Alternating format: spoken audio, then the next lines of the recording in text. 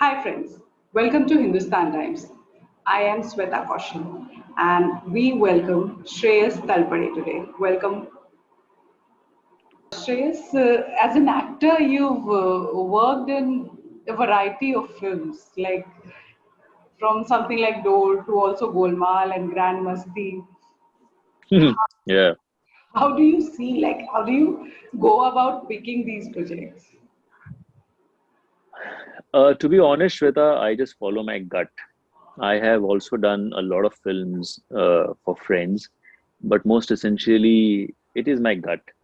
I come from a very humble middle class Maharashtrian background. I came with a lot of dreams. I've seen a lot of films and I've always enjoyed those films, whether it is Nagesh's Teen Diware or Bachchan Saab's Diwar. I have always enjoyed films, and I personally feel we have one life. Might as well try and make the most of it, especially in a profession which gives you so much opportunity to try out different things, to try out different characters. I didn't want to just limit myself to some fake illusion, that okay, I'm doing this right now, so I will stick to only these kind of roles. That is not what I wanted to do. I started with a film like Iqbal. Before that, I did a few Marathi films. And before that, I did TV. Before that, I did theater. But when I started with Iqbal, obviously Nagesh offered me Dor. And that was a time when even Subhashji offered me Apna Sapna Mani Mani. And in fact, it was Subhashji.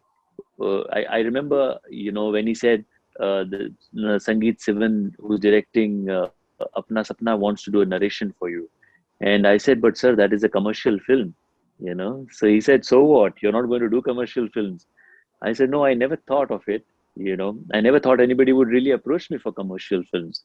So, but there I was, doing all sorts of dance and dialogue buddy and romance and everything. So I think I have enjoyed my journey here, every bit of it, whether as a producer or as a director or as an actor. And I think every day is a new day. There's no point just stopping yourself because of certain assumptions, right? I might as well go all out and hog everything that I enjoy doing.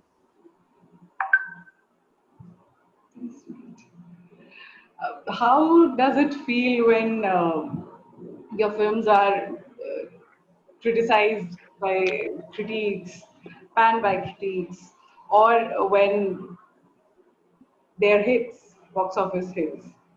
What are these? Well, obviously, when there are box office hits, you just want to enjoy the moment and limelight, uh, and everything that comes along with it. But you also and initially when you get into, let's say, the Hindi film industry and your film is a hit, you feel happy about it. But when your film fails at the box office, obviously you feel sad, especially when certain critics say that, oh, they didn't like your work. You feel really sad because you've put in your best effort and you put in your honest performance and things like that. So earlier I used to feel really bogged down and discouraged by all of that. But then you start accepting the fact that yeah, it's part and parcel of the job and profession that I'm in. So on one Friday is going to be a good Friday for all of us where we enjoy that success, and maybe certain Fridays are going to be not as good, you know. But it's okay. You learn to live with that, especially if your family supports you in everything that is happening around you. Then I think you learn to tide over that phase of your life where certain films, when they don't work, when you don't get the kind of work that you're looking for. And that is where I think you also start evolving. So my foray into production was one such step when I was not really getting the kind of roles that I felt I should be or that I was looking for. So I thought I might as well tell stories my way, my stories that I like really. So I got into that, then the film worked, then I got into direction. So I think it's okay when people don't like your work. It is their choice. You might feel that you've done the best thing in the world, but not everybody might feel like that. So, and it is open for criticism, right? Uh, because that is how the nature of our work is. That anyone and everyone can just talk about it, pan you left, right, center. I think it is their right. Yes, you do feel bad about it. I won't deny that, but I think the audience equally has the right to say what they feel. How has becoming a producer and director changed you as an actor? Uh, I think Subhashji was the one who actually pushed me into production way back in 2007 when we produced our first film, Sanai Chaugade, in association with Mukta Arts. Um, and I personally really enjoyed that entire process, and that's why I wanted to produce more, because it's like creating something out of nothing. So there is a thought in someone's mind, and then we write a story, then the screenplay and dialogues, and then it starts taking shape with actors and shoot and everything happening around. So I think it's that creation of something out of nothing is something which is very, very fascinating. And similarly, being a director, I think has tremendously helped me as an actor, because you just go on the other side of the fence and you watch everything from that angle, and where you feel, okay, this is not how I want it to be. This, I want this little gesture to be more pronounced, or whatever little things that you work on. And then when you get on the other side again as an actor, you learn to think from the director's point of view, that okay, this is what he might be wanting, or the kind of questions that you would ask your director somewhere change. I feel, you start thinking more from his perspective, and then you don't really mind even if he's telling you something which you feel is completely ridiculous, because you know that he's the captain and he has a certain vision for the same. So you just try and follow his particular vision, where you start believing in his vision more than anything. So, you've worked with, obviously, because you have worked in so many different and so many good and great films. You've also worked with some great artists and some big stars. How does it feel when you're on sets doing the same kind of work, having a similar sort of presence there, and yet if you felt it, you would be a better person to judge whether or not it's actually there.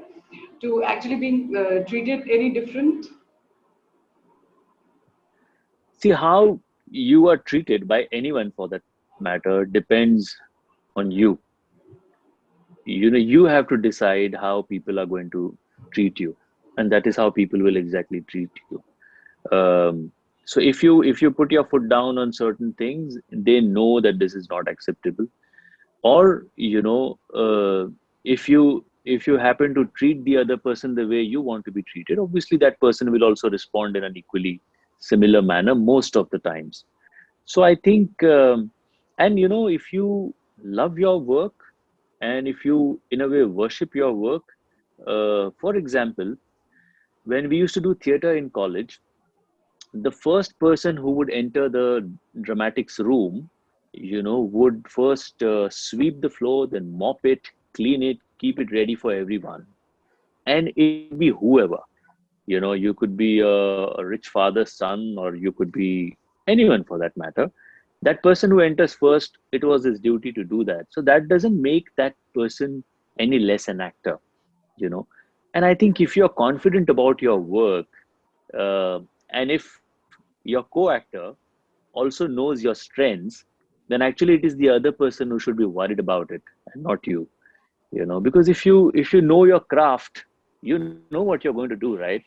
And actually it is the other person who is actually insecure कि ये अब क्या करेगा, you know ये तो कुछ भी कर सकता है, थोड़ा संभालना पड़ेगा. So I have never really felt that, because whatever roles I have done, I have mentally accepted certain things. I'm completely okay doing that. I get into the skin of that particular character, I perform, I do my best, and I get out. It is as simple as that. I don't like to think about these things कि इसका role बड़ा है, मेरा role छोटा है, मैं भी तो सेम ही कर रहा हूँ, फिर ऐसे पैसे में क्यों फर्क है. I don't get into those details because that is something that I've cleared right in the beginning before jumping in. Once I jump in, I do my work and I move out. Simple. Very crystal clear approach. I'm sure that It's better. It's better. You know, I'm sure it it's gives you a there's lot of no point. peace and satisfaction as well.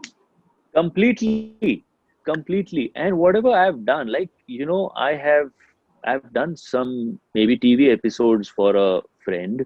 I have done some thing like a cine play because I believed in it. I have done films like Dor, Iqbal. I have done films like Om Shanti Om, where I played Shah Rukh's friend. I have done Golmaal. I've done Houseful. I have done Welcome to Sajjanpur. You know, personally, if you look at me and my filmography, it is probably one of the best things that has happened.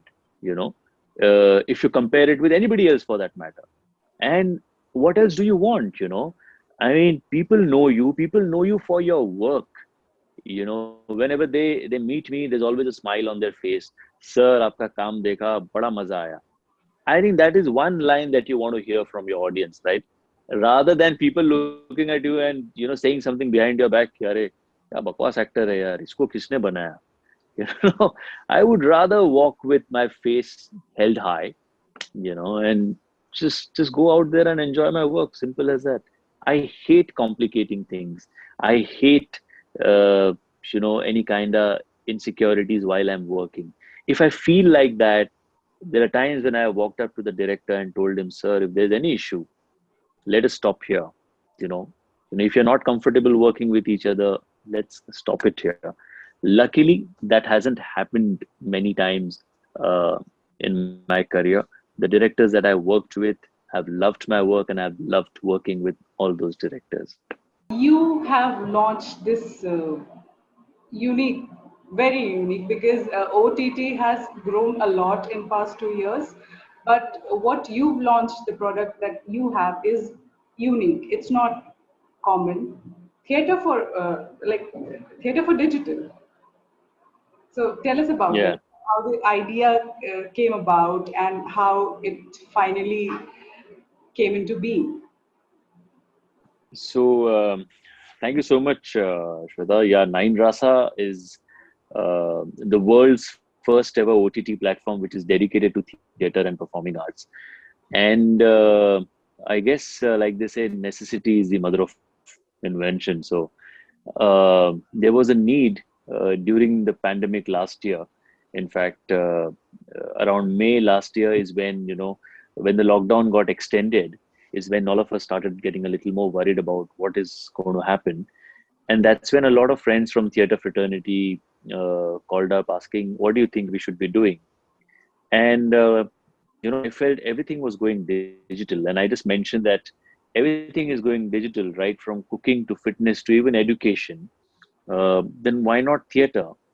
Because right now we have the art, we have the content, we just have to perform it, put it out there on digital for people to see, and then whatever revenue we get out of it, we can share it with the team and other people who need from the fraternity. And obviously, the more we thought about it, we figured that there is also a bigger need for theater in general to reach out to millions of people globally. And we all of us are pretty convinced about the idea that, okay, we need to do something like this together. And that's how we started working on it. We worked relentlessly day and night for the past 11 months, and finally we launched it this April. uh, on the 9th of April is when Nine Rasa was officially launched for everyone. We also had many theater groups live streaming their plays since last year. Yeah, yeah. In fact, the idea and behind Nine Rasa, obviously it started with this whole intention to help the fraternity. But like I told you, the more we thought about it, we figured that it needs to reach out to more people. And when I saw a lot of people going digital with their content, especially theater and performing arts content, I like that idea because there needs to be an ecosystem that we create of online theater, because obviously there is nothing, no taking away from live performances, because I myself have done theater in some form or the other for almost 16 to 18 years. When I started doing theater in probably 88, 89 with school theater and then intercollegiate and then professional theater. So obviously I understand the essence and importance of doing live theater. But at the same time, I feel, and I at that point also felt that my performance needs to reach out to more number of people. If I'm putting in, let's say, a month or two of rehearsals and practice and polishing my act, it is for people to see, right? And if you see empty auditoriums or empty seats while you're performing, it can be really, really frustrating. So today I feel that when we have the technology at our disposal to reach out to more people, then we should definitely be using that. So yes, when I see a lot of theater groups performing online, it makes me happy because they are helping all of us create that ecosystem of online theater. True. How has the progress been since the April launch? Well, phenomenal. We in fact have been checking the uh, what do you call it, the reactions of people to various content that we've put out. And the content that we have on Nine Rasa is plays, full length plays, one act plays, stand ups, skits, stories, poetry, chats, and in multiple Indian languages. Right now, we have in 4 languages, but obviously, going forward, the languages are going to keep increasing. So the response, to be very honest, has been phenomenal, much more than what we expected.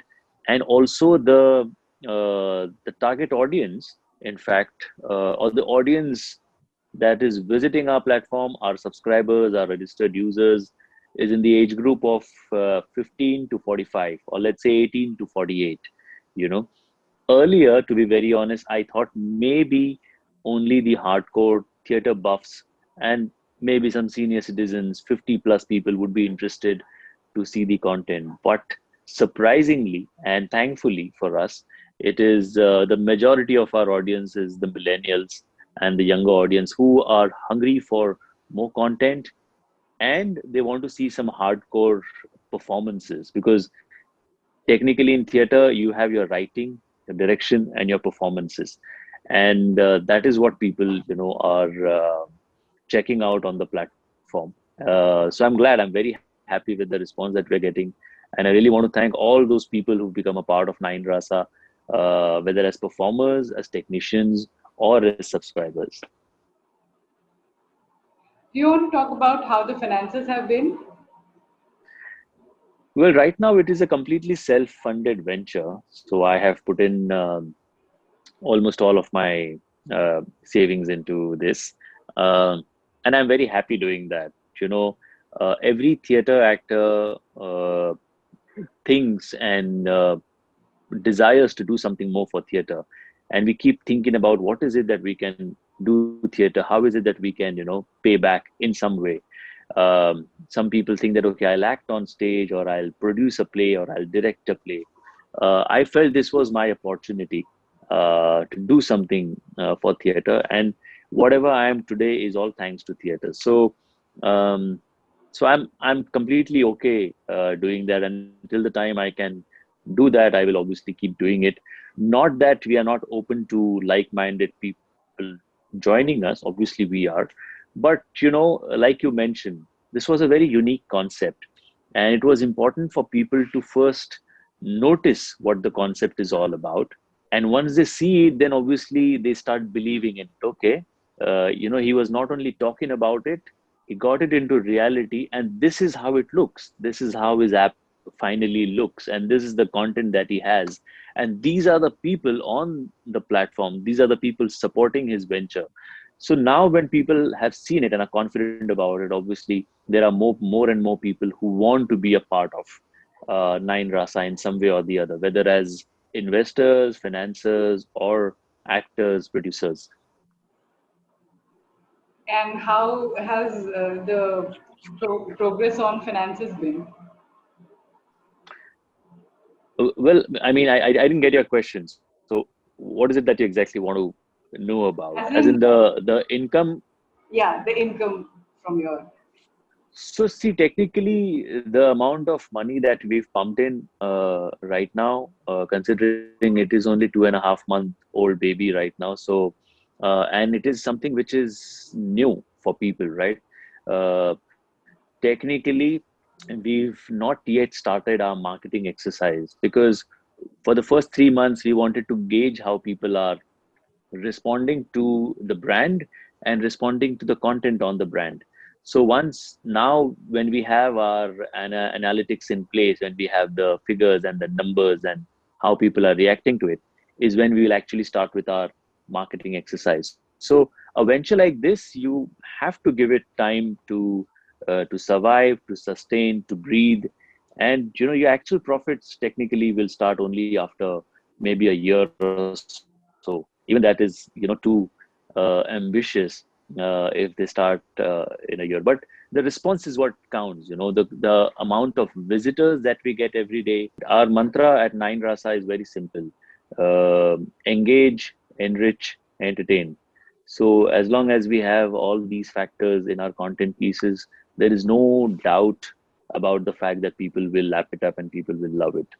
So yes, we are uh, acquiring new content, we are creating new content, and at the same time, there's a lot of new talent that you will get to see on Nine Rasa. So along with some established faces, there is also a lot of new faces that will come on Nine Rasa. So and today, in fact, while we feel that okay, there is a particular content that will work, suddenly there is a new kind of content. So podcasts is a new and in thing right now, which people prefer. Probably while traveling, they just want to hear it out.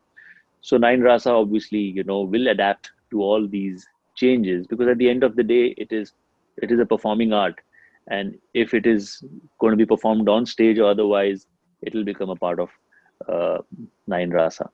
There has been this tremendous growth in digital platforms, and there's also been the discussions around how content creation and consumption have both changed. How do you see that in respect with how your Nine Rasa will develop its own audience? Like I just mentioned, the audience that we have on the platform ranges between 15 to 48. That in itself is a very, very encouraging sign for us.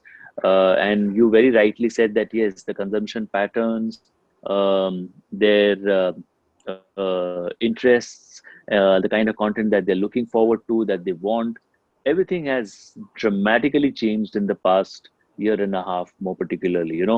Till the beginning of 2020, not many knew about OTT, and whoever knew about OTT were very skeptical about the kind of revenues that they generate, the kind of money that they put in and the revenues that they generate, considering there were no ads. you know कि आप series दिखाते हो उसमें ads नहीं तो revenue कैसे आता है. So they were very skeptical about it. But 2020, the pandemic changed the entire scenario. Today, the kind of consumption that people do on OTT or the subscriptions that people have now, everybody knows pretty much everything about OTT. It was, probably the second most commonly used word after Corona last year. So, so consumption patterns have really, really changed. People want content which is good.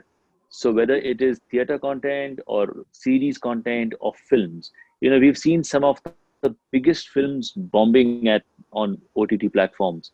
That is because the whole idea of content has changed. The expectations of content on OTT is completely different, and that is what we are trying to cater to. So when I mentioned that we wanted to wait for the first 3 months to figure out what is it that people really consume and who are those people who consume it, we pretty much have the data with us now. And, of course, things will keep changing, but the scenario has changed dramatically. So we are very hopeful, because online and digital seems to be the future. So the sooner you get into it and start adapting to the new world order, the better for all of us. That will be all, Shreyas. Thank you very much for your time. Thank you. Thanks, Shweta. You take care.